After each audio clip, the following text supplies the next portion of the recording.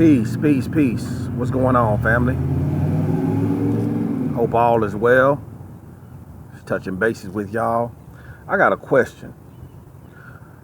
I'm talking to my Moors out there.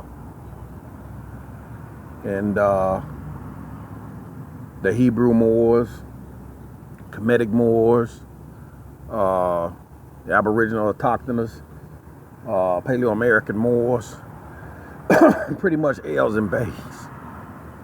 L's and Bays. Days, Al's, and Ali's.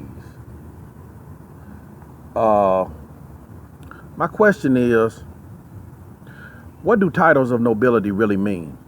When we actually say that we carry noble titles, what that actually means.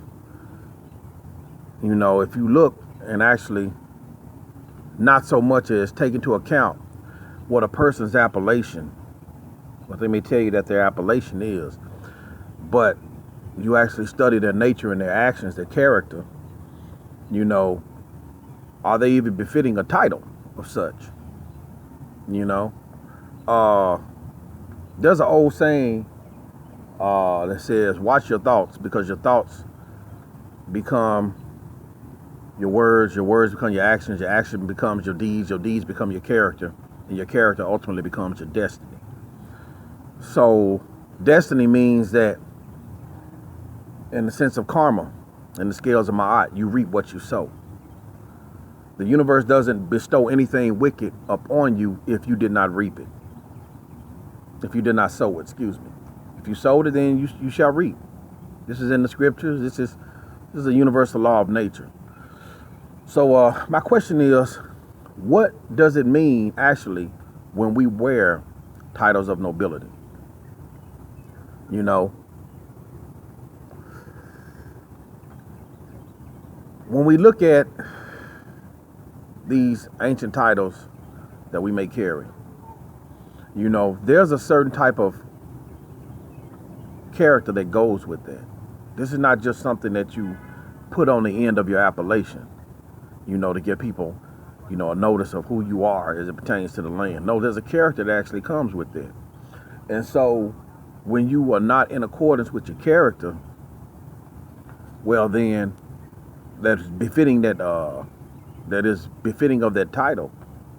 Then Noble Drew Ali said, you know, basically, remove your title of nobility, take off your fez, and return to the state of which I found you, which we all know that state, you know, Negro, dead. So a lot of people, man, really have this thing messed up, you know, in regards to they're putting on these titles, but they still have, you know, a dead state of mind. They still doing the things that they was doing when they was in a Negro state of mind.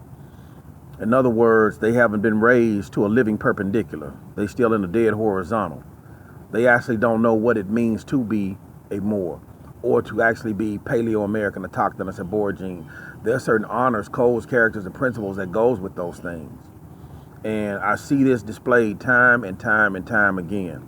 I remember one day, Bobby Hemmett, which I got the chance to meet back in 2006, the fall of 2006, sat at his house, man, and we master built for some hours, man. Brilliant elder. Bobby Hemmett said that he was telling a story in one of his videos about Imhotep. And we all know who Imhotep was, the genius, pyramids, medicine, you name it. He was brilliant in a lot of things. Imhotep had saw a vision one day, and he cried. And according to Bobby Hemmett, the vision that Imhotep saw was the Tamarians, the Comedians of the West, which is in Amenti here in America, going into bondage.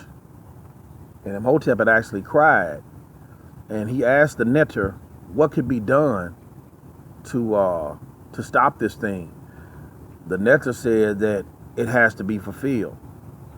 And he asked, will they ever come out of bondage? The Neteru had answered, they said, until Ma'at is restored to the land, till it's restored back to the land, then their condition will continue. So what does that mean?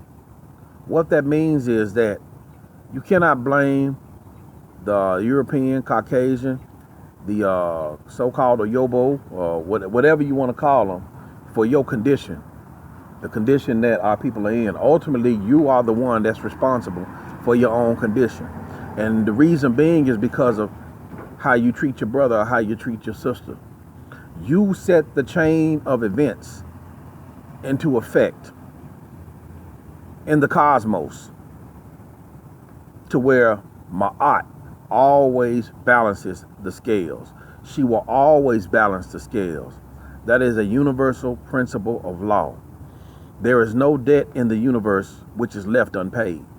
So, I just want y'all to think about that. Think about that. Hey, Callie, how you doing? You want to see? Say hi to the people. Say hi. Look, look, look. So, I just want y'all to think about that.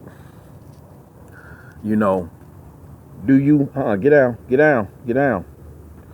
Do you want for your brother or your sister that which you want for yourself? And if not, then apparently the titles of nobility attached to your appellation, get down, are not befitting of you. You should return to the state of which Noble Drali said that he found you. Because this movement is a divine national movement. This is a holy covenant. This land in and of itself is part of a holy covenant. If you don't know the laws which I've given to you, Deuteronomy, the second law, 19:14, 27:17, Proverbs 22:28, get down. And Proverbs 23:10, this land is sovereign. This is Yah's, Yahweh Uludamari Amen, Allah's land.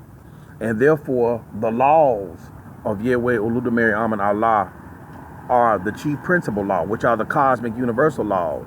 And when you don't abide by them upon the land that's been given to us, whether we are the Paleo-American autochthonous Aborigines from being the first ones here on the land, to the Moors of the various empires, the Kemetic, Canaanite, Phoenician, Carthaginian, Punic, Iberian, Al-Moroccan Empire, you're still bound by natural law. So when you don't go along with the principles of natural law, then you can expect things to happen to you. And not only that, those around you, because ultimately you are the source of your happiness and your misery. And if it's at the expense of your brother or your sister, then be prepared. You have no one to blame for the karma that you'll reap for yourself, because you sold it. So with that, I want y'all to understand that putting El Obey is a cosmic responsibility that some of you might not be able to bear upon your shoulders. Because you're making a covenant that you're agreeing to the laws that your ancestors were held bound by. So think about that. Peace and love. Ashe.